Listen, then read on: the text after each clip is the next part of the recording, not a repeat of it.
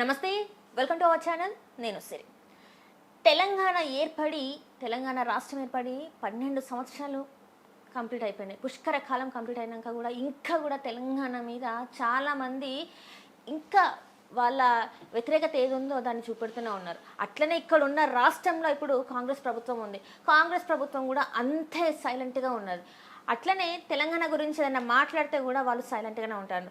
ఇంకొంతమంది మంత్రులు అయితే ముందుకు వచ్చి మాదైతే ఏమీ లేదు, మా వెనకాల షాడోగా పనిచేస్తున్న వాళ్ళే ఉన్నారు, మేమైతే ఏం చేస్తలేమని చెప్పేసి వాళ్ళు కుల్లం మాట్లాడుతున్నారు. ఇంతకు అసలు తెలంగాణలో ఏం జరుగుతుందని మనకు తెలియజేయడానికి ఈరోజు మనతో పాటు ఉన్నారు క్రాంతి దళ్ పృథ్వీ గారు. నమస్కారం సార్. నమస్తే. జై తెలంగాణ. జై తెలంగాణ సార్. ఎట్లున్నారు? ఎక్దమ్ మస్తు ఉంటాను నేను ఎప్పుడు. మస్తు తిరుగుతారు, మస్తు విషయాల గురించి మాట్లాడుతున్నారు. మస్తు అంటే ఇప్పటికీ అప్పుడు ఎట్లున్నారు ఇప్పుడు కూడా అంతే ఫైటింగ్ స్పిరిట్ మీలో ఉన్నది. అసలు ఏంది ఆ కారణం ఏంటంటారు? ఎందుకు ఇంత ఇప్పటికి కూడా మీరు ఇంతే ఇదిగా ఎప్పుడు ఫైరీగా ఉంటారు? సమస్యల మీద కన్సర్న్ ఉండి, ప్రజల మీద ప్రేమ ఉండి, తెలంగాణ పట్ల గౌరవం ఉండి, ఈ జనం లోపల ఏదైనా మార్పు రావాలన్న ప్రతి ఒక్కరికి ఎవరికైనా ఉంటుంది అది. సో నేను ఎప్పుడు టైర్డ్ ఫీల్ గాను దాని విషయంలో. అందుకనే విద్యార్థి నాయకుని ఉన్నప్పటి నుండి కూడా తెలంగాణ పట్ల, తెలంగాణ అంశాల పట్ల, తెలంగాణ వెనుకబాటుతనం పట్ల, తెలంగాణ ఆత్మగౌరవానికి సంబంధించిన అంశాల పట్ల ఎక్కడ ఉన్నా కానీ ముందు వరుసల అప్పటి నుంచి ఉన్నా ఇప్పుడు ఉంటా నేను అట్లా నా స్వభావం అది అంతనే. నాకు అది డ్రైవింగ్ ఫోర్స్, అది లేకుంటే నిద్ర పట్టదు యాక్చువల్గా. సో అందుకనే ఎక్కడో దగ్గర ప్రజలకు సంబంధించినటువంటి సమస్యల పట్ల స్పందించుడు కావచ్చు, పరిష్కారం అయ్యేటువంటి మార్గంలో ఆలోచించుడు అనేదే నిరంతరం కొనసాగే ప్రక్రియ కాబట్టి ఎప్పటికి ఇట్నే యాక్టివ్గా ఉంటుంది. మీరు తెలంగాణ ఉద్యమం టైంలో నుంచి అప్పటి నుంచే ఉన్నారు మీరు. అప్పుడు అంటే ఇప్పుడు బీఆర్ఎస్ ప్రభుత్వం ఉండే 10 సంవత్సరాలు, ఆ తర్వాత ఇప్పుడు కాంగ్రెస్ ప్రభుత్వం. ఏ ప్రభుత్వంలో ప్రజలు లాభపడ్డారు, ప్రజలు సంతోషంగా ఉన్నారంటారు? నాకు తెలిసి ఆంధ్ర పాలకుల చేతులల్లో జనం ఇబ్బందుల పాలైనరు, నష్టపాలైనరు, బాధలనే ఉండే, గాథలనే ఉండే. ఇయ్యాలటి వరకు కూడా తెలంగాణ వచ్చిన తర్వాత 12 సంవత్సరాలు, లాస్ట్ 10 ఇయర్స్ బీఆర్ఎస్ ప్రభుత్వం కేసీఆర్ నాయకత్వంలో ఉన్నటువంటి తెలంగాణ కూడా అట్లనే ఉండే ఇప్పుడు కూడా గట్టినే ఉంది. కొన్ని ఏదో ఏంటంటే అవతలోడు పోయి అంటే ఆంధ్ర పాలకులు పోయి తెలంగాణ పాలకులు వచ్చిండ్రు, కానీ వచ్చిన తెలంగాణ పాలకులు మొత్తం గతంలో ఆంధ్ర పాలకుల దగ్గర ఊడిగం చేసిన వాళ్ళే మళ్ళీ అయ్యే వరకు అదే కాంట్రాక్టులు, అదే ఆలోచన, అదే పైసలు, లేకపోతే శాండ్లో పైసలు కొట్టాలన్నా, education mafia, liquor mafia, mining mafia, అన్ని ఈ మాఫియా గానిలే రియల్ ఎస్టేట్ మాఫియా. ఈ రియల్ ఎస్టేట్ మాఫియా అంతా గత ప్రభుత్వాలు ఆంధ్రోల చేతుల్లో ఉన్నటువంటి నాయకులే మళ్ళీ ఇప్పుడు ఎమ్మెల్యేలు, మంత్రులు వీళ్ళే అయింది కాబట్టి ప్రజలకు ఏం పెద్ద మార్పు జరగలే. అందుకే నీకు పొద్దున్న లేస్తే తెలంగాణలో ఏది చూసినా మళ్ళీ అదే సమస్య రిపీట్ అయింది కాబట్టి మా బొట్టోళ్ళకు ఆ పని పడ్డది. అంటే ఇవన్నీ చూసిన తర్వాత మీకు ఏమనిపించింది? అంటే ఇప్పుడు చూసుకున్నట్టయితే ఇన్ని రోజులు బీఆర్ఎస్ పాలించింది, ఇప్పుడు కాంగ్రెస్ ఉంది. ఇవి రెండు కాదనుకుంటే మొన్న మనం ఇప్పుడు చూసుకున్నట్టయితే ఈ కాక్రోచ్ జనతా పార్టీ వచ్చింది. కాక్రోచ్ జనతా పార్టీ వచ్చిన తర్వాత చాలామంది అక్కడికి పోయి నీట్ పేపర్ లీక్ చేయడం వల్ల ఎవరైతే హోమ్ మినిస్టర్ ఉన్నారో అక్కడ అంటే కేంద్రంలో ఎడ్యుకేషన్ మినిస్టర్ ఎవరైతే ఉన్నారో ఆయనని రాజీనామా చేయాలని అడుగుతున్నారు. వాళ్ళ ప్రొటెస్ట్ కరెక్టా కాదా మీరు చెప్పండి. 100% కరెక్ట్. నైతిక విలువలు లేనటువంటి రాజకీయ వ్యవస్థలో మనం ఉన్నాం కాబట్టి లక్షలాది మంది, మోర్ దెన్ 20 lakh పిల్లలు రాసినటువంటి నీట్ రాస్తే అది ఈ ఒక్క సంవత్సరమే లీక్ అయిందని కూడా కాదు, ఎప్పటి నుంచో లీక్ అవ్వకుంటూ వస్తున్నాయి కదా.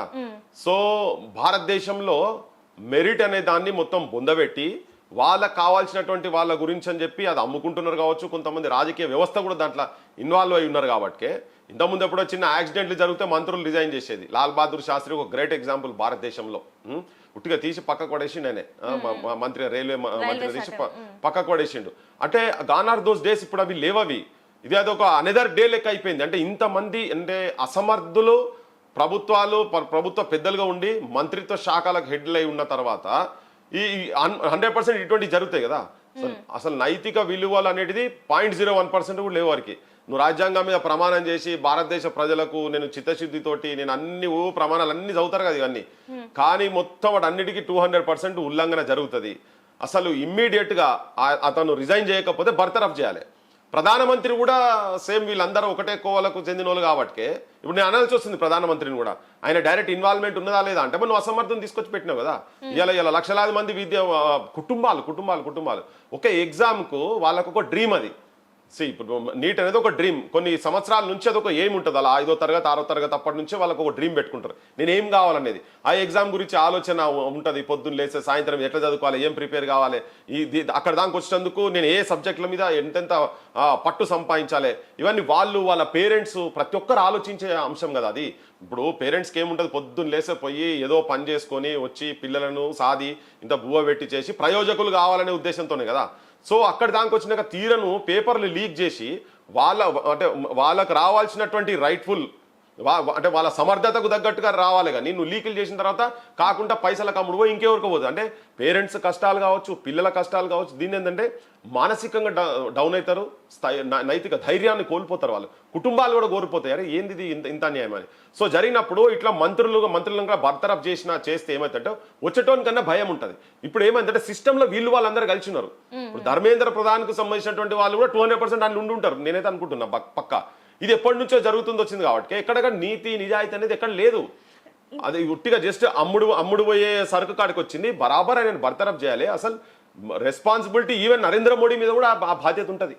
కానీ ఇక్కడ మనం చూసుకున్నట్టయితే ఏ ఒక్క రాజకీయ నాయకుడు దీని గురించి మాట్లాడలేదు. నీటి పేపర్ లీకేజ్ గురించి అంటే జస్ట్ అట్లా అయిందట అని చెప్పేసి మాట్లాడింది, కానీ ముఖ్యమంత్రి గారు దాని మీద స్పందించింది గట్టి లేదు, ప్రతిపక్షంలో ఉన్న వాళ్ళు గట్టిగా స్పందించింది లేదు. ఎవరైతే నష్టపోయినో విద్యార్థులు వీళ్ళే అక్కడిక్కడ ప్రొటెస్ట్లు చేసుకుంటా మాకు ఇట్లా అన్యాయం జరుగుతుంది అంటున్నారు. కానీ ఎందుకు రాజకీయ నాయకులు దీన్ని గట్టిగా పట్టుకొని మాట్లాడట్లేదు అంటారు? ఎక్కడ లోపం జరుగుతుంది అంటారు? ఇప్పుడు దొంగలు కలిసి ఊర్లు పంచుకున్నట్టున్నది. ఈ ముఖ్యమంత్రి కూడా ఒక దొంగ ముఖ్యమంత్రి. అరే ముఖ్యమంత్రిని పట్టుకొని దొంగ అంటామండి. ప్రజాస్వామ్యాన్ని అపహాస్యం చేసేటువంటి పనులు ఈ ముఖ్యమంత్రి చేస్తున్నాడు. ఏం పని? ఓటుకు నోటు కేసులో నిందితుడు ఆయనే. అటువంటి వాడు ముఖ్యమంత్రి అవడం అనేదే సిగ్గుచేటు. అటువంటి పాలనలో ఉన్నాం మనం అనివార్యంగా. అది చెప్తున్నా, ప్రజలకే చెప్తున్నా నేను చెప్పేది కూడా ప్రజలకే. మనం ఎటువంటి వాళ్ళని ఎన్నుకుంటున్నామంటే ఇప్పుడు ఈ ముఖ్యమంత్రి ఈయన ఆ ఓటుకు నోటు కేసులకు వెళ్ళి బయటపడాలంటే కేంద్ర ప్రభుత్వం నరేంద్ర మోడీ ఇషారాలు ఇటు చూడమంటే ఇటు చూడాలి, ఇటు చూడమంటే ఇటు చూడాలి. ఉట్టిగా నాలుకే మీద మస్తు మాట్లాడుకుంటుంటారు, అవన్నీ ఉట్టిగా బక్వాస్ ఇవన్నీ. ఈ కేసులన్నీ ఇప్పుడు ఈయన మీద ఉంటుంది. ఈయనను రక్షించుకోవాలంటే ఈయన ఇంకో దాని గురించి మాట్లాడొద్దు. సో వీళ్ళందరూ అందుకే దొంగలు కలిసి ఊర్లు పంచుకుంటున్నారని చెప్తున్నా. ఏ మంత్రి పర్సంటేజ్ తీసుకోకుండా ఏ మంత్రి పని చేస్తున్నారో చెప్పండి. ఏ ఎమ్మెల్యేలు పర్సంటేజీలు తీసుకొని వైన్ షాప్ల కాడ కావచ్చు, కాలేజీలలో కావచ్చు, స్కూళ్ళల్లో కావచ్చు, ప్రైవేట్ యాజమాన్యాల దగ్గర కావచ్చు, ప్రైవేట్ హాస్పిటల్ దగ్గర కావచ్చు, ఎవరు పైసలు తీసుకోకుండా జరుగుతున్నది రాజ్యంలో ప్రతి ఎమ్మెల్యే. అట్లనే మనం అనొచ్చు ప్రజలు కూడా అట్నే ఉన్నారు కదా అని. మరి ప్రజలు కూడా పైసలకు ఓట్లు వేస్తే నాయకులు కూడా ఇట్నే ఉంటారు. ఇలా నీట్ 20 లక్షలు రాస్తేంది, రేపు 60 లక్షలు రాస్తేంది. నీట్ పేపర్ లీక్ అయితేనే ఉంటాయి. ప్రజల లోపల మార్పు జరగనంత మటుకు ఇప్పుడు ఎందుకు మాట్లాడతారు? ఆపోజిషన్ పర్సెంటేజ్ ఆపోజిషన్కి పోతాం, అధికార పక్షం పార్టీ అధికార పక్షం పర్సెంటేజ్లు పోతాయి. అందరికి ఆముచుకోవాలి. ఇప్పుడు ఇంత పెద్ద ఇన్సిడెంట్ అయితే నువ్వు మొత్తం ఎమ్మెల్యేలన్నా రోడ్ల మీదకి వచ్చి కొట్లాడాలి కదా. 10 మంది ఎమ్మెల్యేలు ఉన్నారా? మచ్చుకొక్కరిద్దరన్నా బయటకు వచ్చే అంశం మీద ఒక్కరిద్దరు మాట్లాడరు వాళ్ళు. ప్రతి ఒక్కరికి బొందలు ఉన్నాయి, ప్రతి ఒక్కరికి వాళ్ళ పాప పని ఉన్నది. ఈ పృథ్వీరాజంటోలే మాట్లాడాలి, లేకపోతే ఆ కుటుంబాలు, ఆ విద్యార్థులు, లేకపోతే ఈ ఇన్నోళ్ళు ఎవరన్నా ఇక్కడ దేశంలో బయట దేశంలో వచ్చి మాట్లాడాల్సింది. వాళ్ళ భవిష్యత్తు నాశనం అయిపోతుంది కదా. అయితుందమ్మా. మన నాయకులు ఎట్లా ఎన్నుకుంటారు? జనం ఎటువంటి వాళ్ళని ఎన్నుకుంటున్నారు? ఎటువంటి వాళ్ళు ఎన్నుకుంటారు? ఏం ఉద్యమం చేస్తే ఆ ఉద్యమాన్ని అనగదొక్కాలనే ప్రయత్నమే తప్ప ఇప్పుడు నువ్వు ఆ పిల్లలు ఏదో ఒకటి పెట్టుకున్నారు. సుప్రీంకోర్టు చీఫ్ జస్టిస్ ఆ జిల్లా పురుగులు అంటే మేము జిల్లా పురుగుల పార్టీ పోయి నువ్వు ఆయన అనౌన్స్ చేస్తే నువ్వు దేశం మొత్తం ఒక్కసారి యువత లోపల ఒక ఆలోచన వచ్చేసింది కదా. అరే నిజమే కదా ఇదని చెప్పని మమ్మల్ని ఇంత పని అంటావా? ఏమంటున్నారు? మేము చదువుకున్నాం, మాకు పని కలిపింది. పని కల్పించే చేతగానటువంటి ప్రభుత్వాలు నువ్వు ఉంటెంత ఊడితెంత అని లెక్క జనం లోపల ఉంది. కానీ అయినా అనివార్యంగా ఇప్పుడు ఆపోజిషన్ వాళ్ళు కూడా గట్టినే పాడైనరు. తెలంగాణలో ఒక నూతన రాజకీయ వ్యవస్థ అండ్ భారతదేశంలో కూడా రాజకీయ వ్యవస్థ వస్తే తప్ప దీనికి పెద్ద మారదు. ప్రజలు ఫస్ట్ నిజాయితీ పరులను ఎంకరేజ్ చేసేటువంటి లైన్లో ప్రజలు కూడా ఉండాలి. ప్రజలు అది లేకనే ఈ ఇబ్బందులు అవుతున్నాయి. సో పాలిటీషియన్స్ భారతదేశం పై నుంచి కింది దాకా 90% రాజకీయ వ్యవస్థ మొత్తము అవినీతి పరుల చేతుల్లో ఉన్నది. అది రికార్డ్స్ కూడా చెప్తున్నది. తర్వాత క్రైమ్ చేసేటువంటి హింసాయుతమైనటువంటి రాజకీయాలు చేసేటువంటి వాళ్ళ చేతులల్లో భారతదేశం బందీ అయిపోయి ఉన్నది. పందికొక్కులు లెక్క దేశాన్ని మొత్తం దోసుకుంటున్నారు. చూస్తున్న దేశ సంపద మొత్తము 1% of the population of the nation is holding more than 40% of the wealth of the nation. 40% పైన దేశ సంపద 1% ఉన్న చేతులలో ఉన్నదమ్మా. నువ్వు అరౌండ్ 2.5 2.8 జనాభా బాటంలో ఉన్నటువంటి జనాభా చేతులలో 50% బాటంలో ఉన్నటువంటి జనాభా చేతులలో కేవలం 2.5 to 2.8% of wealth of the nation ఉన్నది. అంటే దేశ పరిస్థితి ఎట్లా ఉన్నది? ఎవడు ధనవంతులు ఈ దేశంలో? అంటే ఆ 1% మాత్రమే మిగతా అంతే కదా. నువ్వు టాప్ 10% తీసుకుంటే దాదాపు అరౌండ్ 75 to 80% వాళ్ళ చేతుల్లోనే ఉన్నది. అంటే ఒక 1% ఓన్ చేతులలో ఎంత ఉన్నది, 50% జనాభా చేతులలో ఎంత ఉన్నది? ఈ గ్యాప్ ఎట్లొచ్చింది? భారత రాజ్యాంగం అట్లా లేదు. ఈక్వల్ డిస్ట్రిబ్యూషన్ ఆఫ్ వెల్త్ జరగాలి కదా, అది జరుగుతలేదు. కానీ ఇప్పటికీ కాన్సన్ట్రేషన్ ఆఫ్ వెల్త్ వాళ్ళ చేతుల్లో ఉన్నది. ఇలా నువ్వు ఒక 10 మంది పాలిటీషియన్స్ ను, 10 మంది బ్యూరోక్రాట్స్ ను, 10 మంది బిజినెస్ పీపుల్ ను తీసుకొచ్చి వాళ్ళ దగ్గర ఉన్న ఆస్తులు మొత్తం తీసేస్తే తెలంగాణకు మొత్తము ఏది, నేను తెలంగాణ రాష్ట్రందే చెప్తున్నా, తెలంగాణకు మొత్తము నువ్వు ఉచిత విద్య ఉచిత వైద్యం ఇవ్వచ్చు మొత్తం ఎంటారు తెలంగాణలో. నేను చెప్తున్నా 1,00,000 కోట్లు. నేను మొన్న కొన్ని భూముల కాడికి పోయినాం. ఇప్పుడు ఎవరెవరు ఎక్కడెక్కడ పవన్ కళ్యాణ్ సంబంధించిన భూములకు కూడా పోయినాం కదా. మేము చూసినాం అన్ని వేల కోట్లే, వేల కోట్లు, ఒక్కొక్కరికి 1000 కోట్లు. అవన్నీ తీస్తున్నాం, మేము మొత్తం తీస్తున్నాం, మేము ఉట్టిగా ఏం లేము, కంప్లీట్ తీస్తున్నాము. నేను చెప్తున్నా ఒక 10 మంది పాలిటీషియన్స్ పైసలు, పొంగులేటి శ్రీనివాసరెడ్డి ఇటువంటి వాళ్ళని ఒక 4 క్యాబినెట్లు ఉన్న ఒక 3-4 వాళ్ళ కనుక తీసుకొచ్చి వాళ్ళ ఆస్తులు కనుక తీసుకొస్తే తెలంగాణ ప్రజలకు మొత్తం కంప్లీట్ గా ఉచిత విద్యా వైద్యం ఇచ్చి పడేసేసి అన్ని 1000 కోట్లు ఉన్నాయి ఒక్కొక్కరి దగ్గర. కానీ ఇక్కడ ఉన్న మంత్రులు ఏం చెప్తున్నారంటే అసలు మేము పేరుకు మంత్రులమే, పేరుకు మాత్రమే మాకు శాఖలు ఉన్నాయి, మేము ఇట్లా నిలుస్తున్నాం, కానీ మా వెనకాల నడిపించేదంతా వేరు, మాకు ఇప్పుడు జరుగుతున్న వాటి గురించి మాకు సంబంధం లేదు అన్నట్టు వాళ్ళు మాట్లాడుతున్నారు. మరి దీనికి ఏమంటారు? కొంతమంది సీనియర్ల చేతులలో జూనియర్లు బందీ అయి ఉండొచ్చు, ఓకే. కానీ వీళ్ళు కూడా మరి అట్లా ఉన్నప్పుడు ఎందుకు ఉండాలి? మరి రిజైన్ చేసి బయటికి రావాలి. నాకెందుకు ఈ మంత్రి పదవి దీంతో నాకేం సంబంధం అని రిజైన్ చేసి బయటికి రావాలి. ఎందుకు కూర్చుంటారు మరి? దేని కూర్చుంటారు? చెప్పరాసి పనులా? ఏమన్నా ఈ మంత్రులు గాడిదలా ఏమన్నా? ఎందుకు కూర్చోవాలమ్మా? కూర్చోవద్దు. నీకు ఆత్మాభిమానం లేదా? సెల్ఫ్ రెస్పెక్ట్ లేదా? కుక్కలు లెక్క బెల్ట్ పెట్టి కూర్చోబెట్టిరా మిమ్మల్ని ఎవరన్నా? తీసి పడేసి బయటికి రండి, చెప్పండి, జనానికి చెప్పండి. ఎస్, నేను ముఖ్యమంత్రి చేతిలో బందీనై ఉన్నా, లేదా పొంగులేటి చేతిలో బందీనై ఉన్నా, ఇంకేదో సీనియర్ చేతిలో బందీనై ఉన్నా, ఎవరో నీ పేర్లు ఏంటో నువ్వు బయట పెట్టి రాదు. నువ్వు కూర్చొని ఉట్టిగా మేము చేతగాని వాళ్ళు ఎందుకు కూర్చోవాలి? నీకు చేతగాని తనానికి గౌరవించి పోయి కూర్చోబెట్టలే కదా ప్రజలు. నువ్వేదో జనానికి ఏమో చేయగలుగుతావు అనే ఆలోచనతోనే నీకు జనం ఓట్లేసి పంపించరు. సరే 4 పైసలు కొంతమంది తీసుకోవచ్చు, వేరే విషయం. కానీ నీతో అయితే లేదు అన్నప్పుడు రిజైన్ చేసి బయటికి రా. ఎందుకు కూర్చుంటావు? చెప్పరాసిన ఒకరు ఎందుకు ఇవ్వాలి? ప్రజాస్వామ్యము, నీ ప్రజాస్వామ్య విలువలు లేవన్నట్టే కదా ఇటువంటి వాళ్ళకు. బానిసత్వం ఎందుకు ఇవ్వాలి? మన తెలంగాణ అంటేనే బానిసత్వం ఉండొద్దు, బానిసన్ దొరతనం ఉండొద్దు అనే మనం తెలంగాణ సాధించుకుంటే ఈరోజు ఇంకా అది కొనసాగుతూనే ఉందేమో అనిపిస్తుంది కొన్ని సందర్భాలలో కొన్ని చూసినప్పుడు. ఇది మీకు అట్లా అనిపించలేదా? బానిసలే కాదని ఎవరంటారు? బరాబర్ బానిసలే. అంతకుముందు రౌడీలు రాజకీయ నాయకులు బిజినెస్ మ్యాన్ చేతులలో రౌడీలు ఉండేది, రౌడీలు బిజినెస్ మ్యాన్లు అయినరు, వాళ్ళే ఇప్పుడు పాలిటీషియన్లు అయి కూర్చున్నారు, క్రైమ్ వాళ్ళే చేస్తున్నారు. దోపిడిదారులు మొత్తం రాజకీయ వ్యవస్థలో వచ్చి కూర్చున్నారు పైన వచ్చి. అందుకే కదా ముఖ్యమంత్రి ఒక్కొక్కరిని లాగులలో తొండలేసి కొట్టిపిస్తా అంటాడు. ఏం భాష అది?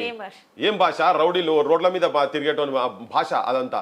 అటువంటి తీసుకుపోయి ఆడ కూర్చోబెట్టిన ఒక ముఖ్యమంత్రి కాదు, అందులో చాలా మంది ఉన్నారు. ఆయన అసెంబ్లీ మా దగ్గర కూడా పైల వాళ్ళు బొచ్చడం మంది ఉన్నారు, వాంగబెట్టి గుద్దిపిస్తా అంటే ఆయన పోయి గోదావరి కానీ పోయి ఆయన చెప్తాడు, నరకుడే అంటాడు ఆయన. ఇట్లా ఎమ్మెల్యే నరకుడు అంటే ఏం భాషలు ఇవి? ఎటువంటిని పంపిస్తున్నాము? అందుకే చెప్తున్నా. అంటే వీళ్ళందరూ శాసనసభలో కూర్చొని మాట్లాడే తరీఖాలా మాట్లాడతలేరు. అసలు ఒక శాసన సభ్యుడిగా ఎట్లా ఉండాలో ఆ ప్రవర్తన వాళ్ళ దగ్గర లేదని అనుకోవచ్చు మనం. 100% లేదు కదా. ఇప్పుడు నేను వాళ్ళ అనని మాటలు ఏం చెప్తలేను కదా, నేను వాళ్ళ అనని మాటలు చెప్తలేను, బూతులే మాట్లాడుతారు వీళ్ళు కూడా. ఆంధ్ర అసెంబ్లీలు ఎట్లయినాయో తెలంగాణలో గట్టినే తయారైనాయి.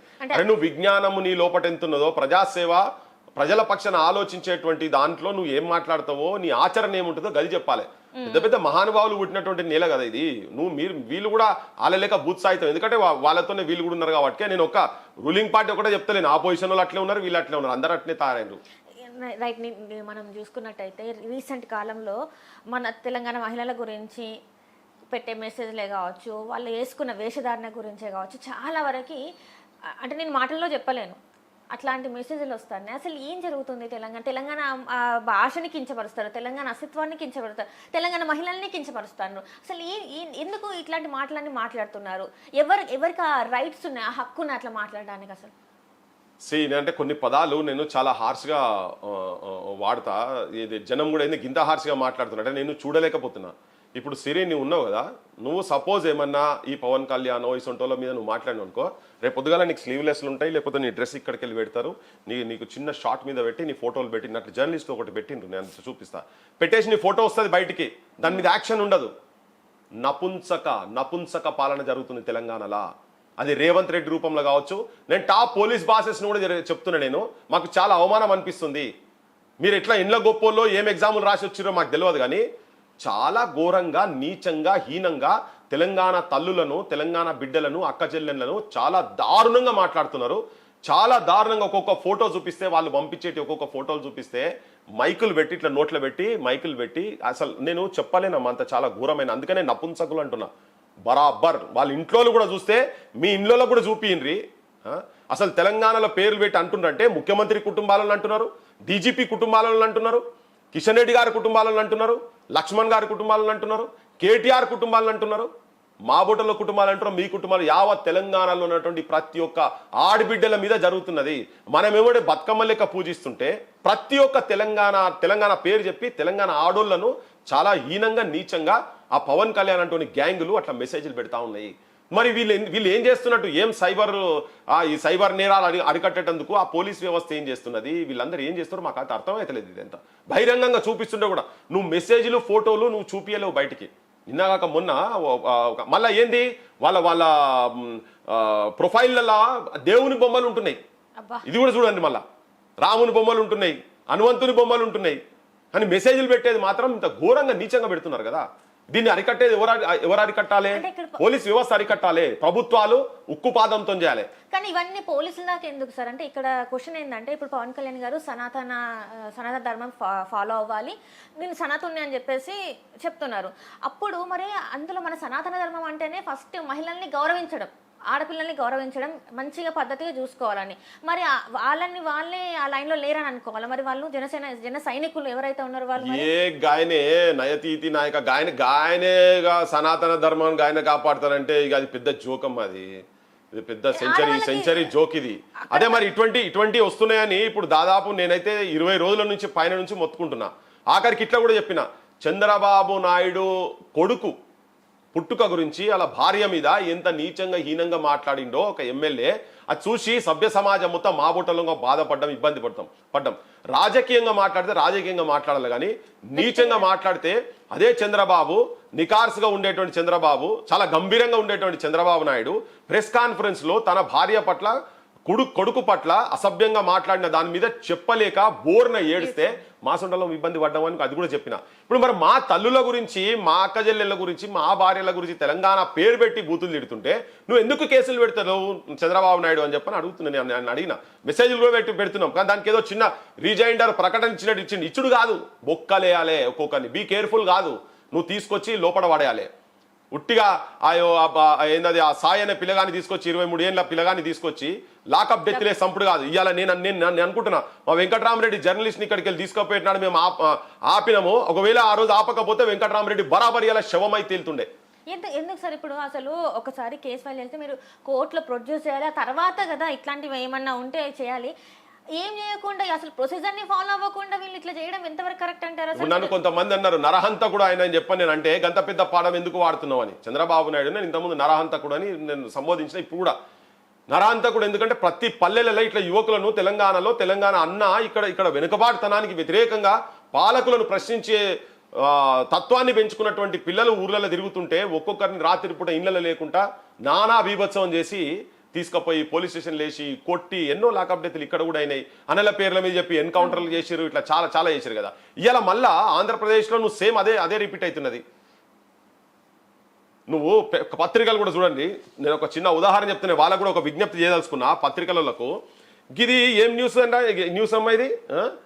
జన్యు వ్యాధి బాధిత బాలునికి పవన్ కళ్యాణ్ భరోసాట. ఈయన ఇచ్చింది ₹1,00,000 ఇచ్చిండి. పైన న్యూస్ ఐటమ్ బడులు. ఎన్ని బడులు బంద్ అయినాయో నువ్వు బడుల వార్త రాయవు. నువ్వు 24 ఓపెన్ చేసిండు కదా ఇవాళ, ఇది ఓపెన్ చేసిండు. ఇప్పుడు ఏంటంటే ప్రైవేట్ స్కూళ్ళకి ధీటుగా గవర్నమెంట్ స్కూల్. అవునమ్మా, గవర్నమెంట్ స్కూల్ ఏంది? ఒక్క స్కూల్ కట్టిండు, 1800 మందికి సరిపోయేటువంటి ఒక స్కూల్ కట్టిండు ఆయన. 2.5 సంవత్సరాలల్లా ఈ స్కూల్ కట్టి ప్రపంచానికే పెద్ద రోల్ మోడల్ అటువంటి ఎడ్యుకేషన్ సిస్టమ్ అని ఈయన ఏవో ప్రగల్భాలు మామూలుగా మాట్లాడి ఆయన ఉపన్యాసం దంచి పడేసిండిగా. ఇప్పుడు చూస్తే అందరు చదువుకున్నట్టే, అందరు పీజీలు చేసినట్టే. ఆయన మాటలు వింటే మాత్రం 70 లక్షల మందికి నువ్వు ఎన్ని బడులు కట్టాలి? సపోజ్ 4000 బడులు ఆయన అన్నానుకో. ఒక్క బడికి నీకు 2.5 సంవత్సరాలు అయింది కదా. ఇటువంటి 4000 బడులు కట్టేందుకు నువ్వు ఎన్ని రోజులు తీసుకుంటావు? నువ్వు పెట్టేటువంటి నువ్వు 80,000 కోట్ల రూపాయలు నువ్వు యాడికెళ్ళి తెస్తావు? ఇలా నువ్వు జాబ్ లేరా నాయనా అంటే కానిస్టేబుల్ జాబ్ లే బైసాప్ అంటే పైసలు లేవు అంటున్నాడు. నీ డీజీపీ చెప్పిండు 14-15 వేకెన్సీలు ఉన్నాయని, చాలా మంది ఏజెన్సీ చెప్తున్నారు దాదాపు 19,000 వేకెన్సీస్ ఉన్నాయని కూడా డిపార్ట్మెంటల్ వైజ్ మొత్తం వస్తున్నాయి. ఇలా 5,000 పోస్టులు అంటే ఇలా పొద్దున మనోళ్ళు పోయి మంత్రులు 2-3 దగ్గర పోయినట, పైసలు లేవు బై మాకు మేము ఏడకెళ్ళేయాలని చెప్పని. ఆ వార్త నీకు ఇక్కడ రావద్దా? ఈయనట ఒక్క బడి కట్టి ఇప్పుడు దీని మొత్తం ఇక మొత్తం దేశం మొత్తం ఇది చెప్పుకుంటూ తిరుగుతాడు. ఇక ఇంతకుముందు ఆయన కూడా కట్టిన గజ్వేల్ సిరిసిల్లలో 2-3 బడులు కట్టిండు. యాడ ఏ ఆఫీస్ పోయినా కానీ అదే బొమ్మ పెట్టుకొని మొత్తం ఇక తెలంగాణలో మొత్తం కండక్టర్ అయినా బిల్ కలెక్టర్ అయినా ఎవరైనా కానీ, కండక్టర్ కొడుకైనా కలెక్టర్ కొడుకైనా బిల్ కలెక్టర్ కొడుకైనా మాట్లాడేందుకు ప్రాసాలు బాగా మాట్లాడుతుంది కదా కేసీఆర్. ఇవి చెప్పి ఎవరైనా ఒకటే బడిలో తినాలి, మంత్రి కొడుకులైనా ఎమ్మెల్యే కొడుకులైనా ఒకటే కాడ చదువుకోవాలి అని ఆయన ముచ్చట చెప్పిండు. ఇప్పుడు ఈయన ముచ్చట చెప్తాడు. ఇక మొత్తం ఫ్లెక్సీలు కడతాడు, దీని మీద పేపర్లో పెద్ద పెద్ద యాడ్లు ఇస్తాడు. చూడండి ఇప్పుడు ఈ బొమ్మ. మీరు అడుగుతారా సార్, మీరు అడుగుతారా ముఖ్యమంత్రి గారిని, ఇప్పుడు ఉన్న ముఖ్యమంత్రి గారు తెలంగాణ ముఖ్యమంత్రి గారిని, మీరు ఆయన మనవాడిని ఇదే స్కూల్లో మీరు జాయిన్ చేస్తారా అని చెప్పి మీరు అడుగుతారా? మీరు అడిగే ధైర్యం చేస్తారా? మరి అరే ఎందుకు అడగమ్మా, ఈ స్కూల్ కాదు, నువ్వు ఇదేమో నువ్వు నిన్న మొన్న డెవలప్ చేసినావు కదా, నువ్వు నార్మల్ గవర్నమెంట్ స్కూల్లో జాయిన్ చేయించు మనవన్ని ఉండరు, వాళ్ళే ఇంటర్నేషనల్ స్కూల్ పెడుతున్నట్ట. ఇది ఇంకోటి ఇదంతా చూపిస్తేందుకు తమాషా, ఇది జనానికి చూపిస్తేందుకు తమాషా. ఈ బడులు ఆయన చూపించేది జనానికి చూపించినట్టు తమాషా. ఇదంతా క్లాస్ రూమ్ లో పోగానే అన్ని హెడ్లైన్స్. కానీ దీని పక్కకే ఈ పత్రికలు ఏం చేయాలంటే అసలు ఎన్ని బడులు బంద్ అయినాయి ఈయన వచ్చినాక. ఈ ఒక్క బడి తెరిస్తే ఇంత పెద్దగా రాసింది కదా ఐటము, అన్ని పేపర్లు రాసినాయి. ఎన్ని బడులు బంద్ అయినాయి, ఎన్ని వేల బడులు బంద్ అయినాయో. 39,789 బడులు తెలంగాణ వచ్చే నాటికి ఉండే, ఇప్పటికి అవి 27,000 బడులైనాయి. ఈ వేల కొద్ది బడులు ఎక్కడ పోయినాయి అని చెప్పి ఆ న్యూస్ ఐటమ్ పక్కకు ఉండాలి. రాజకీయ వ్యవస్థ ఏం చేస్తున్నది, మీ బాధ్యత ఏంది, టీచర్లు ఏంది, రిక్రూట్మెంట్ ఏంది, వాళ్ళకు నిజంగా టాయిలెట్లు ఉన్నాయా, నువ్వు ల్యాబ్లు స్పోర్ట్స్ ఇవన్నీ మాట్లాడుతున్నావు కదా, పీటీలు రిక్రూట్మెంట్ జరిగిందా, చాకు పీసులు లేవని నిన్న ఒక పేపర్లో ఒక న్యూస్ వచ్చింది. నీ చాకు పీసులు ఉన్నాయా లేవా, ఆడదాకా పిల్లలు వచ్చే పరిస్థితి ఉందా లేదా, నిన్న పెట్టిరట ఇవాళ ఒక 2-3 కొన్ని బళ్ళలా బువ్వలేదు. సో ఇదంతా ఒకటే రోజు చూడంగానే మొత్తం ప్రపంచానికి అంతా చూపించి ఏదో పెద్ద వార్త చేసినట్టుగా. ఇప్పుడు ఇవి చూపించాలా, గిన్నె ఒక్కడట ఈయన పెట్టి ఈయన 1,00,000 రూపాయలు ఇచ్చిందని చెప్పి ఈయన హెడ్లైన్స్ లో పెట్టి ఈయన బొమ్మ పెట్టిరు. అసలు ఈయనకు తెలంగాణకు సంబంధం ఏంది, ఈయన ఏం సేవ చేస్తున్నాడు ఈయన? భద్రకాళి టెంపుల్ లో పూజలు కూడా చేసేసి వాళ్ళ ఇంటికి వెళ్ళి. అవునమ్మా, ఎంత మంది బడికి దూరమైనరు, ఎన్ని బడులు బంద్ అయినాయని రాయాలి పేపర్లలో. నీ ఒక్కడ పవన్ కళ్యాణ్ గురించి ఇంత పెద్ద న్యూస్ రాయాల్సిన అవసరం ఎందుకో ఈ పేపర్ ఆయన కూడా రాసిండు అట్లనే. నేను వీళ్ళ విజ్ఞప్తి చేస్తున్నా, ఈ ముద్దు పెట్టుకొని ఉన్నాడు కదా, మరి అలా బడికి రానటువంటి పిల్లలు, బడులు బంద్ చేసినటువంటి పిల్లల గురించి ఎందుకు రాయవు? ఈయన 1,00,000 రూపాయలు ఇస్తే మొత్తం తెలంగాణను ఉద్ధరించినట్టేనా ఈ పెద్ద మనిషి? అంటే వాళ్ళ ప్రాంతానికి సంబంధించినటువంటి వాళ్ళది ఆధిపత్యం ఎట్లా నడుస్తుందో చూపించేందుకు తెలంగాణ ప్రజల మీద ఇది ఒక దండయాత్ర. ఇది చూడడానికి వచ్చిన ఆల్రెడీ చెప్పింది కదా సార్. ఇప్పుడు అవునమ్మా, ఈయన పార్టీకి సంబంధించినటువంటి వాడు, ఈయన అభిమాని, అక్కడ లాకప్ డెత్ అయిండు. ఏది ఇంపార్టెంట్? సాయి కృష్ణ ఎక్కడికి పోవాలి? ఈయన బాధ్యత ఏంటిది? ఈయనకు ఏ జనం ఓట్లేసిండ్రు? ఈయన 1,00,000 సార్లు రాని ఈయనతో నొరిగేది ఏం లేదు. ఈ పటేల్ గిరి లేనోడు ఏడ తిరిగినా ఏముండదు, ఎంత మందితో పెళ్లి ఏముండదు లెక్క. ఈయన ఎన్నిసార్లు తిరిగినా ఏముండదు ఈయనకి. ఇక్కడ ఈయనకు వచ్చిన రాజకీయంగా ఇంతకుముందే పెద్ద ఎత్తున దండయాత్ర మొత్తం కుటుంబం వచ్చేసింది కదా. నేను అంటున్నా ప్రాధాన్యత దేనికి ఇస్తున్నాడు అని. నువ్వు ఒక్క పిల్లగానికి 1,00,000 రూపాయలు అన్నావు కదా, ఇట్లా చాలా మంది పిల్లలకు వ్యాధులు వచ్చి, పెద్ద మనుషులకు వ్యాధులు వచ్చి హాస్పిటల్లో వైద్యాలు లేకుండా, హాస్పిటల్ సౌకర్యాలు లేకుండా ఉన్నటువంటి వాటిని పెట్టు. 1,00,000 రూపాయలు నేను దుకాణాలు పెట్టించాను కదా, కుటుంబాలకు బొచ్చడు చేసిన మా బోటలో చాలా మంది తెలంగాణ గడ్డమే చేశారు. వాళ్ళకి ఎవరికి అనిపించారు, కానీ పత్రికలలో కూడా ఎట్లా రాస్తున్నారని. ఇంకొక న్యూస్ కూడా సేమ్ ఒక పత్రికలో టాప్ బండి భగీరథ జైల్లో ఈరోజు సామాన్యంగా గడిపిండు, అందరి ఖైదీలతో పాటు ఉన్నారని హెడ్లైన్స్ ఉంటుంది అమ్మ. ఇక్కడ ఆ దుర్మార్గుడు అతని మీద ఇన్వెస్టిగేషన్ చేసి ఎంతమందితోని ఇట్లనే మైనర్ బాలికలను అత్యాచారం చేసిండు దాన్ని చేయి. ఎంతమంది మైనర్లు భారతదేశంలో అత్యాచారానికి గురవుతున్నారు. ఈ రాజకీయ వ్యవస్థ వాళ్ళకి సపోర్ట్ చేస్తుంటే వాళ్ళ విచ్చలవిడితనం ఎట్లా జరుగుతున్నది? ఎట్లా తెలంగాణ ప్రభుత్వం ఇన్ని రోజుల తర్వాత ఆయన బెయిల్ పిటిషన్ వేసేటందుకు మాత్రం ఆయనకు తీరుతుంది? బండి సంజయ్ కూడా అడ్వకేట్లు చెప్పిండ్రు మా ఊనికి బెయిల్ వస్తుంది అంటే ఇన్ని రోజులు ఆగిన అన్నాడు. అంటే ఈయన రక్షించిండు. మరి ఇన్ని రోజులు పోలీసు వాళ్ళు ఏం చేస్తున్నారు, దాని వెనుక కుట్రకోణం ఏంటిది, ఇదంతా రాయాలి కదా. రాస్తలేరు. నేను ఈ యాజమాన్యాలకు నేను విజ్ఞప్తి ఏం చేస్తున్నా అంటే, మీరు ఏ న్యూస్కి ఏమి ఇంపార్టెన్స్ ఇస్తున్నారు? ఇవాళ మా వాళ్ళు నిన్న రాత్రి మొన్న ఇక్కడ ప్రభుత్వం అంటే తెలంగాణ ప్రభుత్వం ఏ ముఖ్యమంత్రి అయితే లాల్ బహదూర్ స్టేడియం సాక్షిగా, ఎల్బీ స్టేడియం సాక్షిగా ప్రమాణం చేసి ఈ నిరుద్యోగులు చేపట్టిన అధికారంలోకి వచ్చిన వాళ్ళు పెట్టిన భిక్షనే అని చెప్పి మాట్లాడిన వ్యక్తి ఇలా వాళ్ళు ఆయన 2 లక్షల ఉద్యోగాలు రాగానే మొదటి సంవత్సరంలో ఇస్తా అన్న వ్యక్తి ఆయన ఇస్తలేడు అని చెప్పని మళ్ళా కానిస్టేబుల్ వేకెన్సీస్ ఉన్న తర్వాత కూడా ఇస్తలేడని చెప్పి వాళ్ళు ఆ ఉద్యోగాలు ఇవ్వమని చెప్పి నోటిఫికేషన్ ఇవ్వమని చెప్పి రోడ్ల మీదకి వచ్చి నినాదాలు చేస్తున్నారు. వాళ్ళని పట్టుకపోయమ్మా ఇంత ఘోరం తెలుసా? ఇనాలే కాంగ్రెస్ మంత్రులు మొత్తం వినాలే, కాంగ్రెస్ అపోజిషన్ కూడా వినాలే. ఆయన ఇంటికో ఉద్యోగం అన్నాడు, ఈయన మొదటి సంవత్సరం 2 లక్షలు అన్నారు కదా.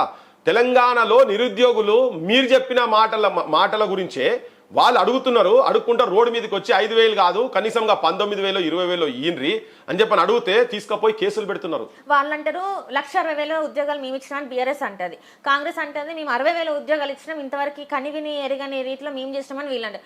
వీళ్ళు ఎంతసేపు వీళ్ళ గొప్పలు చెప్పుకుంటాను కానీ నిజంగా ఎంత శాతం ఉద్యోగాలు వచ్చినాయి, ఎంతమంది నిరుద్యోగ శాతం తగ్గింది అనేది మాత్రం ఎవరు దీని గురించి మాట్లాడతలేరు. మరి ఎట్లా మనం తెచ్చుకున్నదే నీళ్లు నిధులు నియామకాలు అన్నాం, ఏమైతుంది అసలు తెలంగాణలో ఏం జరుగుతుంది? వీళ్ళకి ఏంటంటే జనం పైసలు ఇస్తూ ఓట్లేస్తారు కాబట్టి నిరుద్యోగులు కూడా ఎటుపడితే పోతారు అనేది ఎక్కడో వీళ్ళకి ఇక్కడ లోపటి ఉంది.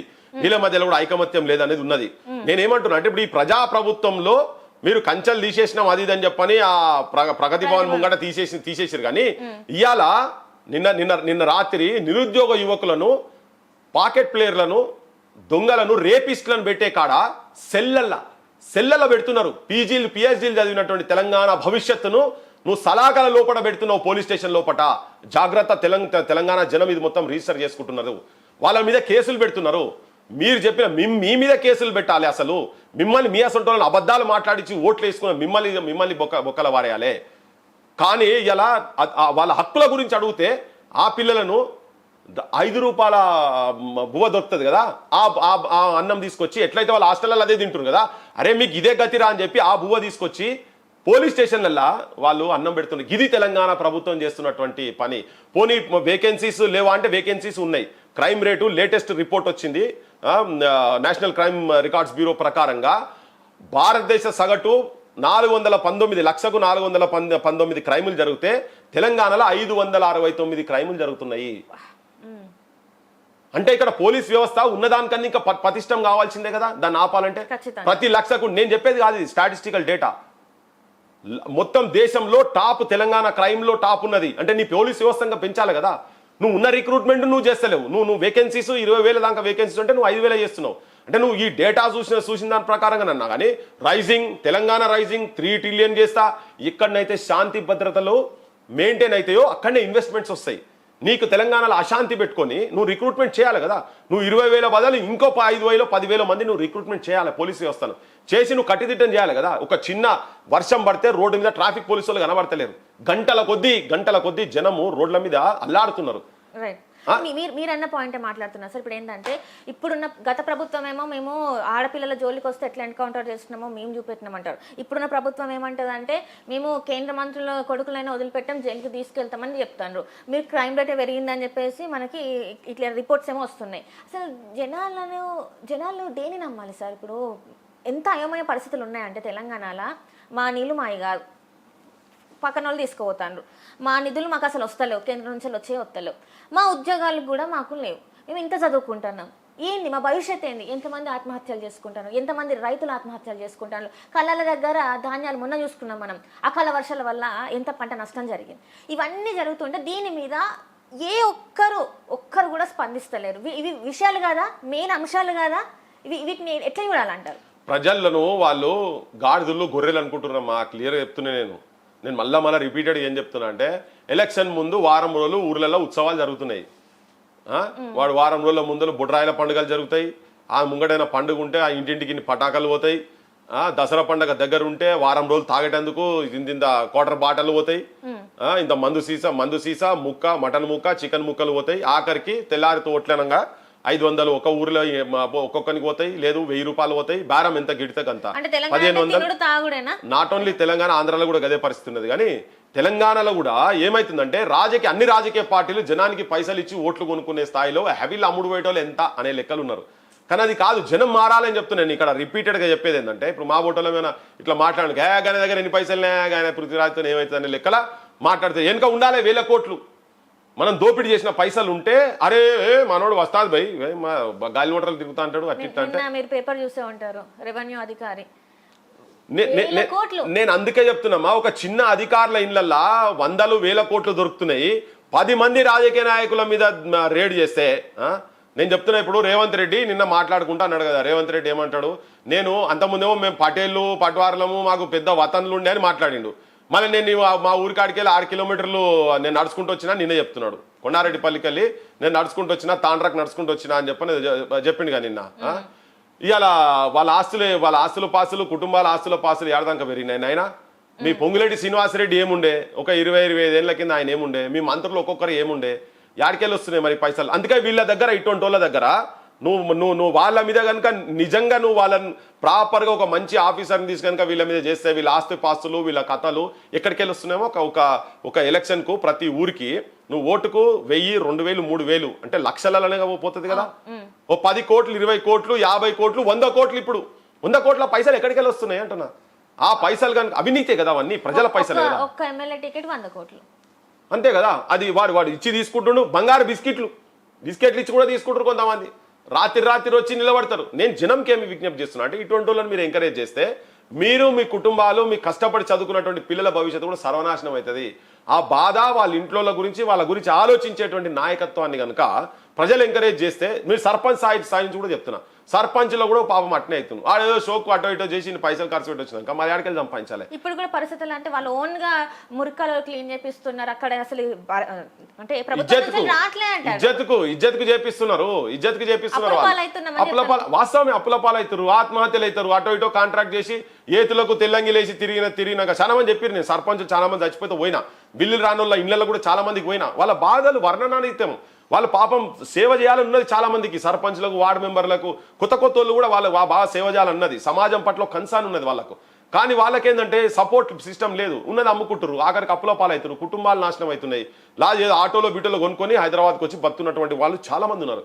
మొత్తం అంటే వాళ్ళకి ఏదో ల్యాండ్ బ్యాంకింగ్ ఉండి అటు ఇటు ఉన్నోళ్ళు తప్ప మిగతా వాళ్ళందరూ కూడా ఇబ్బందుల పాలవుతున్నారు. కొత్త ఎస్సీ ఎస్టీలు కావచ్చు, బీసీలు అవుతున్న వాళ్ళు కావచ్చు, అగ్రకులాల్లో ఉన్నటువంటి సేవాభావం ఉన్న పేదోళ్ళు కూడా వాళ్ళు సర్పంచ్ పరిస్థితి వాళ్ళ పరిస్థితి అట్నే ఉన్నది.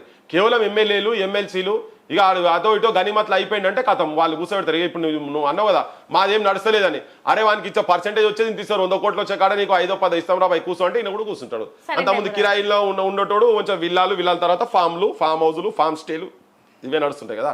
ఈడ కాకపోతే బయట దేశాలలో ఆస్తులు ఇట్లా ఏముండామో. ఇప్పుడు నేను చెప్తున్నా, కేసీఆర్ ఫ్యామిలీ ఏముండే, ఈయన ఒక్కడిని కాదు అందరిని, కేసీఆర్ దాంట్లో కూడా చాలా మంది నాకు తెలుసు. అందులో మంత్రులు అయిన వాళ్ళు గ్యాస్ ఉన్న పొయ్యి మీద ఇట్లా పెట్టి కొట్టుకునేటోళ్ళు ఎమ్మెల్యేలు అయిన తర్వాత ఇలా ఒక్కొక్కడు 4000 కోట్లు 5000 కోట్లు. అరే కేసీఆర్ తోటి స్టార్ట్ అయింది, ఇప్పుడు ఈ ప్రభుత్వం కూడా సేమ్ అదే చేస్తున్నది కదా.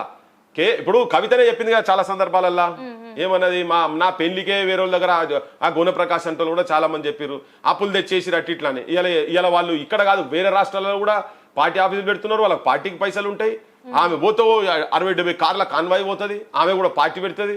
యాడికెళ్ళి వచ్చినాయి ఆ ఫామ్ హౌస్లు, యాడికెళ్ళి వచ్చినాయి బుర్జు ఖలీఫా బంగ్లాలు, యాడికెళ్ళి వచ్చినాయి వాళ్ళ కుటుంబ సభ్యులకు పెద్ద ఫాములు 100,000 కోట్లు ఎట్లా సంపాదిస్తారు. మేము ఏం తినలే ఇంతవరకు, మీరు వచ్చి చేసుకోండి, మేము ఏమైనా తప్పు చేస్తే ప్రూవ్ చేయండి అని అడుగుతున్నా, బహిరంగంగా అడుగుతాను కదా. అదమ్మా అంతకు ముందు మంగళ షాప్ నడిపిన ఆమె, ఇప్పుడు ఆమెకు అంత సడన్ గా ఆమెకి ఎట్లా వచ్చినాయి, వాళ్ళ అన్న వాళ్ళకి ఎట్లా వచ్చినాయి, వాళ్ళ బావ వాళ్ళకి ఎట్లా వచ్చినాయి లేదు. సేమ్ అదే చెప్తున్నా. మరి ఈ కాంగ్రెస్ లో ఉన్నటువంటి వాళ్ళకు వీళ్ళకి ఎక్కడికి వెళ్ళి వచ్చినాయి పైసలు, ఇవన్నీ ఎట్లా స్పెండ్ చేస్తున్నారు.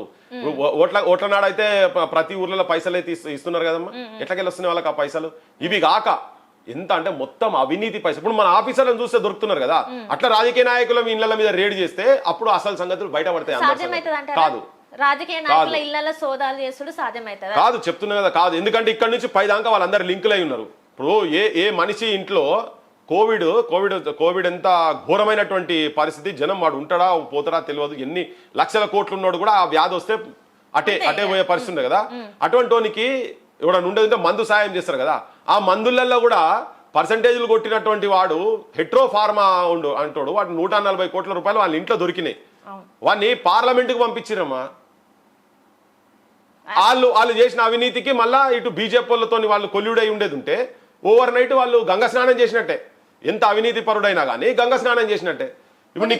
ఇప్పుడు బహిరంగంగా నోట్ల కట్టలతోటి లేకపోతే నోట్లతోటి ఇళ్లలో దొరికిన తర్వాత వాళ్ళ జీవితాలు ఎక్కడ ఉండాలి, జైలు ఉండాలి కదా. ఓపెన్ గా ప్రజల పైసలు దోపిడీ చేసిండ్రు కాళేశ్వరం దా అని చెప్పని ప్రధానమంత్రి కాడికెళ్ళి నేషనల్ హోం మంత్రి కాడికెళ్ళి డిఫెన్స్ మంత్రి కాడికెళ్ళి పేటీఎంలు కాళేశ్వరంలు పేటీఎం అన్ని అన్న తర్వాత ఎందుకు వాళ్ళ కుటుంబం మీద ఎందుకు యాక్షన్ జరుగుతలేదు? బీజేపీ అవన్నీ ఉట్టి అన్ని వాళ్ళ చేత వాళ్ళు కావాలంటే పెడతారు, లేకుంటే లేదు. వీళ్ళందరూ కలిసే ఉన్నారు. ఇక్కడ వాళ్ళు వీళ్ళు కలిసి ఉంటారు. ఇవాళ అరే ఆయన గతంలో సపోర్ట్ చేసిండు, భవిష్యత్తులో మళ్ళీ మనకు సపోర్ట్ చేస్తాడు సెంటర్లా. ఇంతే. ఇక్కడ కింద నుంచి మీ దాకా ఎందుకు అదానీలు అంబానీల ఆస్తులు దేశంలో ఎందుకు పెరుగుతున్నాయి, కింద క్షేత్రస్థాయిలో ఎందుకు పోతలేవు? ఎందుకు వేరే వేరే దేశాలలో కాంట్రాక్టు నీకు అమెరికాలో అయితే డైరెక్ట్ ట్యాక్సెస్ కట్టిరు కదా వాళ్ళు, అట్లా ఇల్లీగల్ వచ్చినాయని చెప్పి చేసిరు కదా. అది భారతదేశంలో ఆ పని జరుగుతుందా? వీళ్ళందరూ పొద్దున్నేసే కలిసి తిరిగేటోళ్ళు కదా. ఒక దిక్కు అక్కడ జరుగుతున్నది, రాష్ట్ర స్థాయిలో ఇక్కడ జరుగుతున్నది. జనంను, నిరుద్యోగులను, చదువుకున్న మేధస్సును, తెలంగాణ మేధస్సును, భారతదేశం మేధస్సును మొత్తం సర్వనాశనం చేసి ఉద్యోగాలు లేక పని కలిపియక వాళ్ళది మటుకు వాళ్ళే చూపించుకుంటా ఉట్టిగా ఇయ్యాలి రేపు మళ్ళీ వాట్సాప్ యూనివర్సిటీస్లలో చాలా గొప్పలు చెప్పుకుంటా ఎవడన్నా ఎదురు మాట్లాడిన వాళ్ళ క్యారెక్టర్ అసాసిన్ చేసి మాట్లాడితే వాళ్ళని ఏదో అనుడు, బ్రాండ్ చేసుడు, ఇటువంటి అంశాల గురించి ఎవడు మాట్లాడినా కానీ వాళ్ళని అర్బన్ నక్సలైట్ అనుడు కావచ్చు, యాంటీ నేషనల్ అనుడు కావచ్చు. ఇప్పుడు ఏమంటున్నారంటే చాలా మంది, నేను విన్నాయి సార్ ఇది, నేను పర్సనల్ గా ఇప్పుడు మాట్లాడుతున్నా ఏంటంటే వీళ్ళు ఏమి ఉండదు, వీళ్ళకి ఏదో ఒకటి ఒక దగ్గర చూసుకుంటారు, ఒక స్థలాన్ని చూసుకుంటారు, పోయి అక్కడ మాట్లాడతారు. వీళ్ళకి ఇట్లా ఎదగాలని వాళ్ళకి ఒకటి ఉంటుంది. సో ఆ వీడియోలలో కనిపించడానికి వీళ్ళు ఇట్లా చేస్తాను అని చెప్పేసి మాట్లాడుతున్నారు.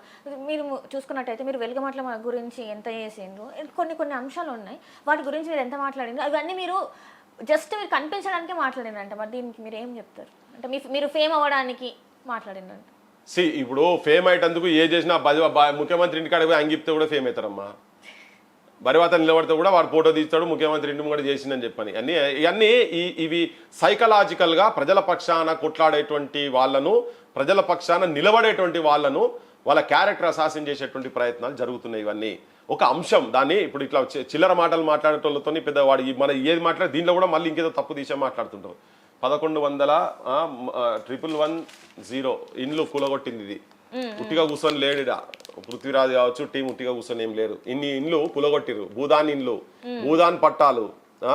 రేవంత్ రెడ్డి కేసీఆర్ వాళ్ళ జాగలు వాళ్ళ నాయనలు చిన్నాయనలు కట్టినవి కాదు, మా వాళ్ళు కట్టినవి కూడా కాదు. ఇవన్నీ వాళ్ళు సంపాదించి ప్రజల గురించి ఇవ్వమని చెప్పిన వాటిని ఇండ్లు కూలగొట్టి ఏమన్నారు, ప్రభుత్వ భూమి అన్నారు కదా.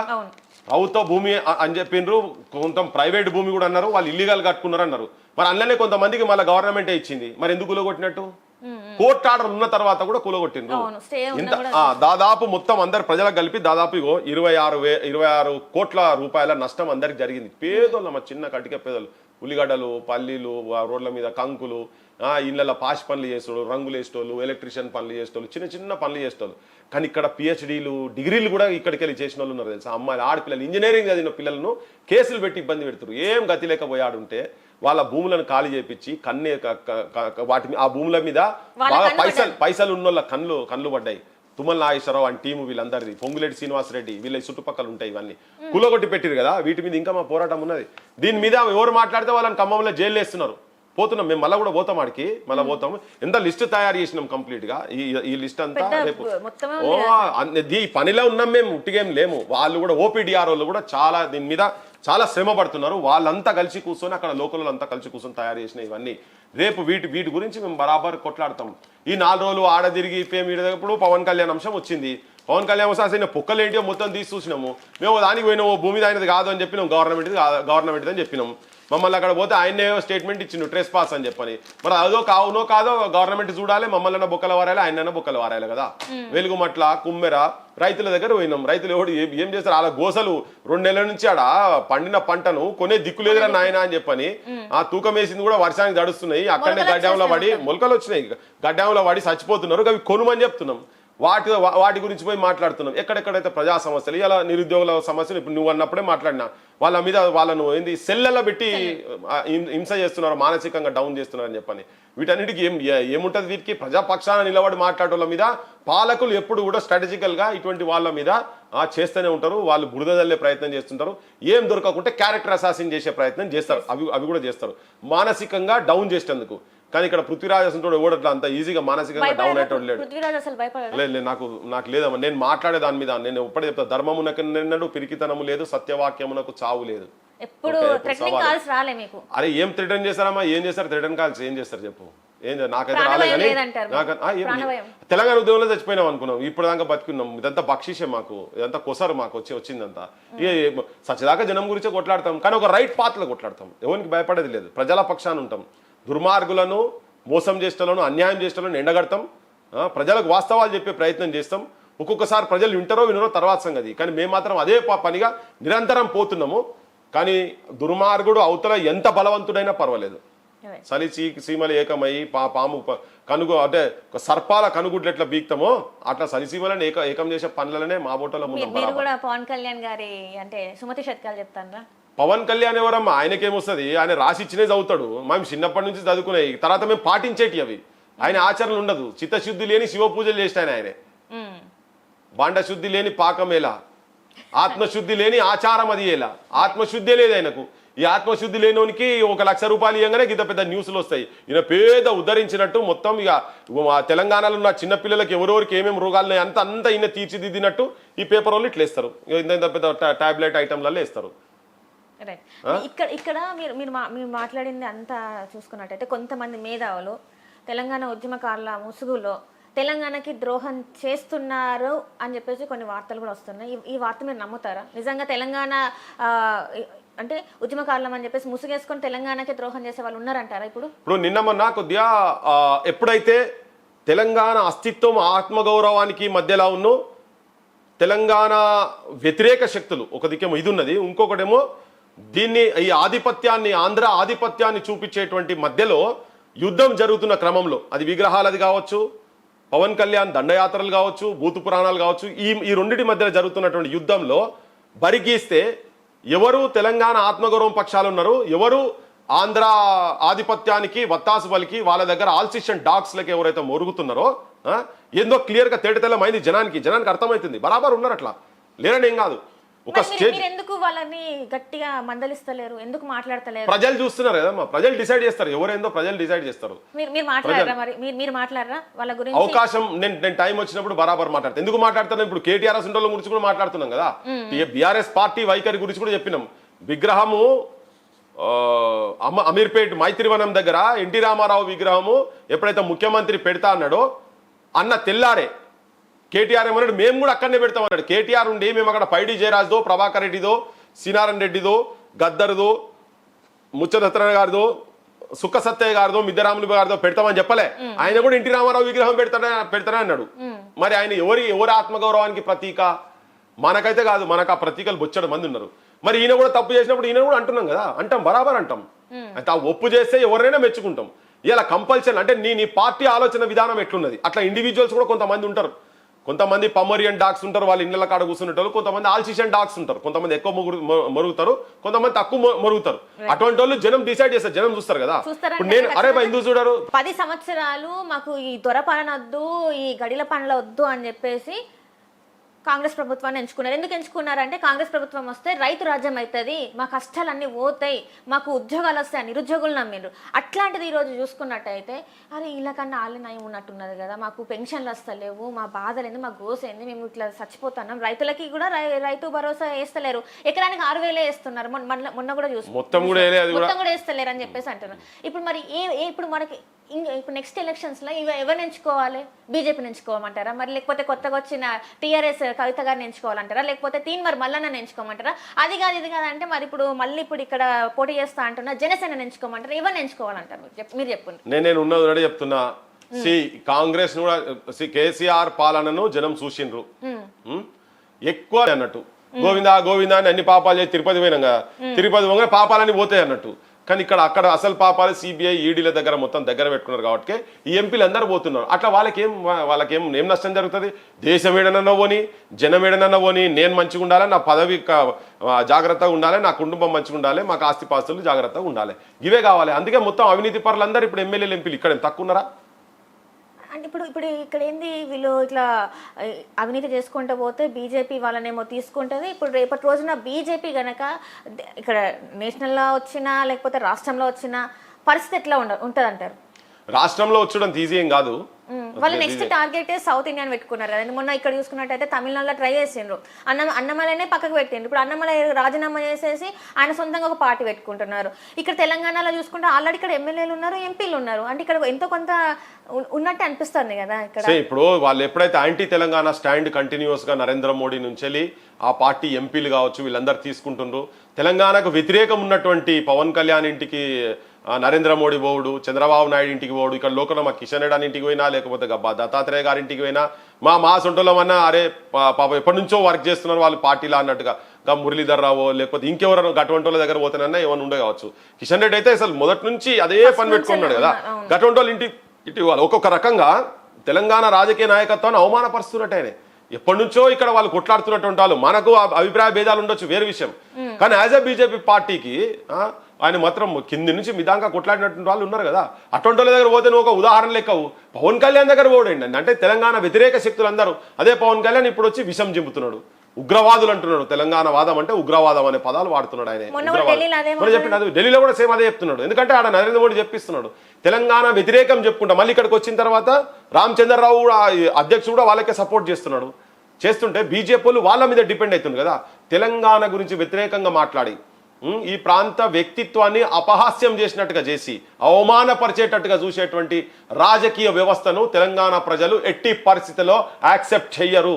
ఈ మట్టిలా గుణం ఉంది, ఆత్మాభిమానం చాలా ఎక్కువ ఉంటుంది తెలంగాణకు. ఆకలినైనా భరిస్తాం కానీ అవమానాన్ని సహించమనేటువంటిది ప్రతి ఒక్కరు లోపల ఉంటుంది. కాకపోతే ప్రతిసారి చూపియరు. ఏదో ఇప్పుడు ఇటువంటి వాళ్ళు రాగానే వాడు కాళ్ళు ముఖంగానే గాని బొమ్మలు పెట్టి తెలంగాణ అంతా ఎంబడి ఉన్నదంటే కాదు.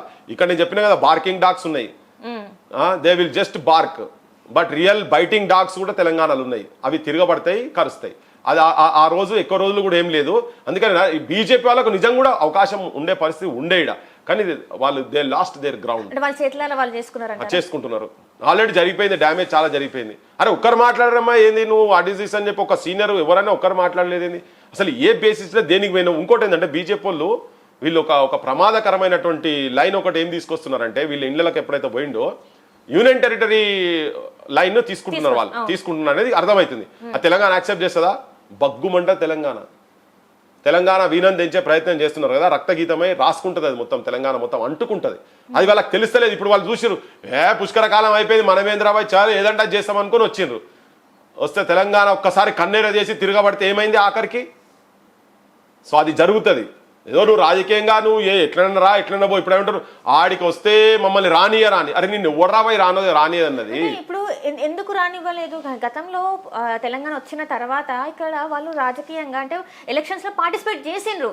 అది ఆ రోజు ఎవరు మాట్లాడలేదు. యాక్చువల్గా బీజేపీతో కూడా ఇక్కడ ఎలక్షన్స్ లో పార్టిసిపేట్ చేసిన కూకట్పల్లిలో ఒక మంచి మెజారిటీతోనే గెలిచిండ్రు కదా ఇక్కడ. అంటే గెలవడం అంటే ఒక 1,00,000 వరకు ఓట్లు పడ్డాయి ఆయనకి, మన జనసేన పార్టీకి. మరి అట్లాంటప్పుడు ఎందుకు మమ్మల్ని రాణిస్తలేరు అని చెప్పేసి జనాలని తప్పుదో ఎందుకు పట్టిస్తున్నారు అంటారు? మరి మోస్ట్ పాయిజనస్ స్నేక్స్ ఉన్నాయి కదా, అటువంటి 100 తలకాయలు కలిపితే పవన్ కళ్యాణ్ అది ఎంత విషం జిమ్ముతుందో, పవన్ కళ్యాణ్ ఒక్కడు ఆయన నాలుకతోటి అంత విషం జిమ్ముతున్నాడు తెలంగాణ ప్రజల మీద. ఈ తెలంగాణను ఆంధ్ర ప్రజలను విడగొట్టేటందుకు, ప్రజలుగా విడగొట్టేటందుకు వాళ్ళ రాజకీయ పబ్బం కట్టుకుంటున్న చేస్తున్నటువంటి విష ప్రచారం అది. ఎక్కడమ్మా ఒక్క ఇన్సిడెంట్ జరిగిందా ఎక్కడన్నా? ఆంధ్ర తెలంగాణ ఇండియా పాకిస్తాన్ చేసినట్టుగా చేస్తున్నారు. విభజన మాకు ఇష్టం అట్లా రీతిగా జరగలేదు అని అంటే మొత్తం పార్లమెంట్ అవమానపరుస్తున్నాను. అంటే నేను చదువుకున్న దాని ప్రకారం సార్, పార్లమెంట్లో ఖచ్చితంగా ఒక బిల్ పాస్ చేసేటప్పుడు డోర్లు ఎప్పుడు క్లోజ్ చేసే బిల్లుని పాస్ చేస్తారంట. నేను తెలుసుకున్న దాని ప్రకారం. ఏదైనా దర్వాలు పెట్టి బహిరంగ ఉండే ఏసీ ఉంటది పార్లమెంట్ లా, ఏసీ బయటకు పోతుంది ఆటోమేటిక్ గా డోర్ బంద్ చేసి ఇట్లా బలవంతంగా బిల్లు పాస్ చేసిందని చెప్పేసి ప్రతిసారి ప్రతి ఒక్క నాయకుడు మాట్లాడుతున్నారు. అది కొంచెం సరి చేసుకోవాలని చెప్పేసి నేను ఏమంటున్నా అంటే 340 పైన మంది తెలంగాణ బిల్లుకు సపోర్ట్ చేసిర్రు. నువ్వు ఇవాళ ఏ రాజకీయ పార్టీతో అసోసియేట్ అయ్యున్నావో అదే పార్టీ కూడా బీజేపీ కూడా సపోర్ట్ చేసింది కదా. మరి ఒక్కరు కూడా మమ్మల్ని మొత్తం మెడకాయ మీద ఏంది కత్తిలు పెట్టిర్రు, నొసటి మీద తుపాకీ పెట్టిర్రు, ఛాతి మీద స్టిన్ గన్లు పెట్టిర్రు అని చెప్పని ఎవరు చెప్పలే కదా, ఏ ఎంపీ చెప్పలే కదా. 340 మంది సపోర్ట్ చేశారు కదా. ఇంకా గర్వంగా చెప్పారు మేము తెలంగాణకు సపోర్ట్ చేసినాం అట్లా పెట్టి చెప్పి బయటకు ఎవరైనా ఎంపీలు వచ్చి చెప్తే ఒక 20 మందో 10 మందో 30 మందో మమ్మల్ని ఒత్తిడి చేసి ఓట్లు వేయించారని చెప్పని ఎవరైనా చెప్పిందా? బేకూఫ్ మాటలు. అరే అమ్మన్నది మా అమ్మ అంటే నేను కూడా తెలంగాణకు చిన్నమ్మనే అని చెప్పి మాట్లాడే. ఎస్ మాకు తెలంగాణకు సుష్మా స్వరాజ్ చిన్నమ్మనే బరాబర్. సోనియా గాంధీ రోల్ ఎంత ఉన్నదో, Sonia Gandhi top role, next role Sushma స్వరాజ్ది, తర్వాత స్పీకర్ది మీరా కుమార్ గారిది, తర్వాత మాయావతిది. ఈ నలుగురు చాలా భీష్మించుకొని కూర్చున్నారు కదా. వాళ్ళ కాంట్రిబ్యూషన్ తెలంగాణ ఎప్పుడు చరిత్రలో ఎప్పుడు మర్చిపోదు. మర్చిపోయేటట్టు చేసినా మా బొట్టులము బరాబర్ గుర్తుకు చేస్తాం. సో నీ బీజేపీయే చెప్పింది కదా మేము తెలంగాణకు ఫేవరబుల్గా ఉన్నామని. మరి అన్నప్పుడు కాంగ్రెస్ చేసింది ఎందుకు చెప్తారు? బీజేపీ కూడా ఉన్నది కదా.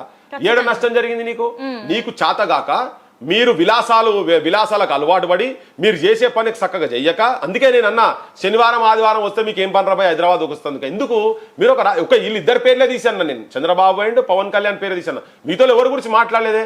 మీ అన్నలు ఇన్నే ఉంటారు, ఆడికి వస్తారో పోతారో సుట్టపుసుకు నాకు తెలియదు. మీ మంత్రులకు ఏం పని అంటే టైం ఎందుకు ఇక్కడ వేస్ట్ చేస్తారు? అక్కడ మీ దగ్గర జాగ్రత్త చూసుకోరు. మీరు పార్టీని నడుపుకోండి, నిలబడి జనం ఓట్లేస్తారా జనం డిసైడ్ చేస్తారు అదంతా.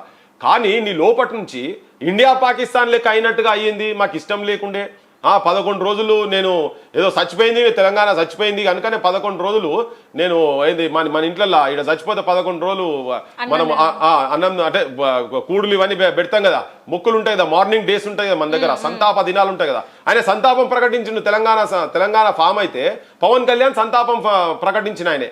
ఆ తర్వాత అయిపోయింది సపరేట్ కాదు. ఆడ చెట్లు చచ్చిపోతే కూడా దిష్టి బొమ్మలు అన్నోడు. మరి ఇప్పుడు ఈయన విషపు నాలుగు అనకపోతే నేనేమనాలి? నల్ల తాస్ పాములు 100 అని చెప్పి అందుకే అంటున్నాను నేను ఈయన.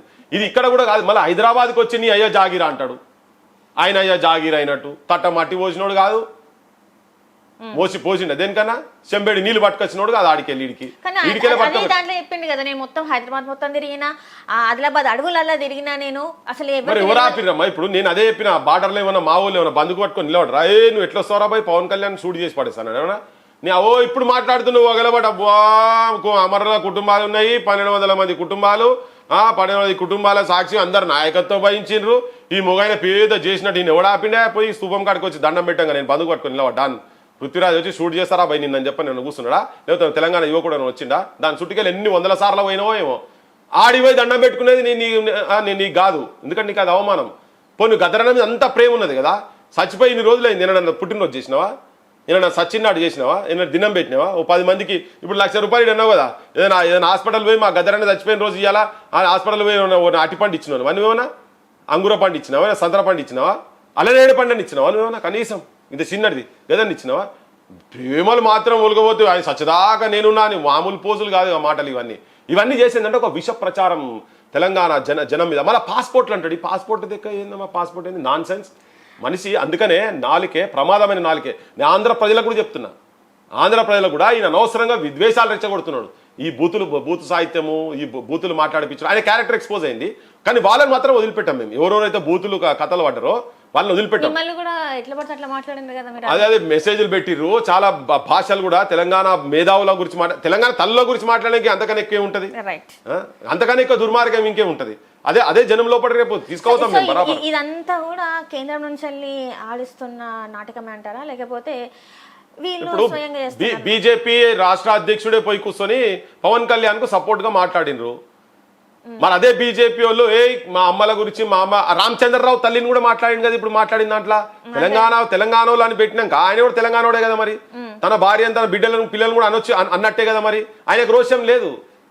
నీకు మియోలని అంటే మీకు లేదు కాబట్టి మాకు రోషం ఉంది, మేము మాట్లాడుతున్నాం. వాళ్ళు మియోలు కూడా మా వాళ్ళే అనుకుంటున్నాం, మిమ్మల్ని కూడా మా వాళ్ళే అనుకుంటున్నాం, అక్కడున్న తల్లులను అక్కడున్న అక్క చెల్లెలను కూడా మా వాళ్ళే అనుకుంటున్నాం. కానీ వాళ్ళకి ఆడవాళ్ళ మీద గౌరవం లేదు, మన్ను లేదు. అంటే ఇప్పుడు బీజేపీ నువ్వు ప్రశ్నించలేదు, నువ్వు ఇట్లా ఎట్లా అంటావు, నువ్వు తప్పైందని చెప్పు అని అంటలేరు బీజేపీ వాళ్ళు. ఎక్కడ ఉల్టా బీజేపీ వాళ్ళు దాడి చేస్తున్నారు. ఇంకా ఆయన సనాతన ధర్మాన్ని కాపాడుతుంటే మీరెందుకు వ్యతిరేకిస్తున్నారు? దీనికి సనాతన ధర్మానికి సంబంధం ఏంది?